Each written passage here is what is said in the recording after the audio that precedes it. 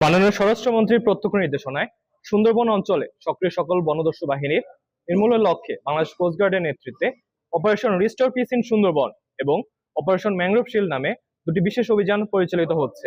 এই অভিযানের ধারাবাহিক সফলতা হিসেবে ষষ্ঠবারের মতো অপারেশন ম্যানগ্রোভ শিল্ড এর আওতায় অভিযান পরিচালনা করে কুখ্যাত ডাকাত করিম শরীফ বাহিনীর দুইজন সক্রিয় সদস্যকে অস্ত্র ও গোলাবারুদ সহ আটক করা হয়। গোপন তথ্যের ভিত্তিতে জানা যায়, সুন্দরবনে কুখ্যাত ডাকাত করিম শরীফ বাহিনীর সদস্যরা খুলনার দাকব থানাধীন সুন্দরবনের রাংমারি খাল সংলগ্ন এলাকায় অবস্থান করছে। প্রাপ্ত তথ্য ভিত্তিতে আজ 17 মে 2026 রবিবার ভোর 4টায় কোস্টগার্ড বেস মংলা কর্তৃক উক্ত এলাকায় বিশেষ অভিযান পরিচালনা করা হয়। অভিযান চলাকালীন কোস্টগার্ডের উপস্থিতি টের পেয়ে উক্ত ডাকাত দল পালানোর চেষ্টা করলে আভিযানিক দল ধাওয়া করে একটি বিদেশি 1 নলা বন্দুক, দুইটি দেশীয় 1 নলা বন্দুক, 24 রাউন্ড তাজা কার্তুজ সহ করিম শরীফ বাহিনীর দুইজন সক্রিয় সদস্যকে আটক করতে সক্ষম হয়। এ সময় আটককৃত ডাকাতদের কাছে জিম্মি থাকা 4 জন জেলেকে উদ্ধার করা হয়। আটককৃত ডাকাত মোহাম্মদ রবিউল শেখ বাগেরহাট জেলার রামপাল থানা এবং রাজন শরীফ বাগেরহাট জেলার মোড়লগঞ্জ থানার বাসিন্দা। রাজন শরীফ করিম শরীফ বাহিনীর সেকেন্ড ইন কমান্ড হিসেবে দীর্ঘদিন যাবৎ সুন্দরবনে ডাকাতি সহ সাধারণ জেলে ও বাওয়ালিদের